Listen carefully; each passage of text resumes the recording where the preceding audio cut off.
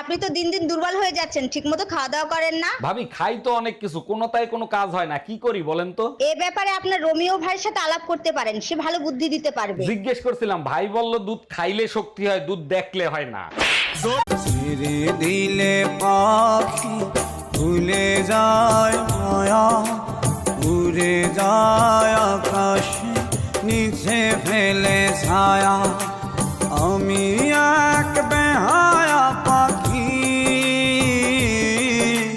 যতই মারো যতই কাদা, তবু তোমার খাঁচায় থাকি।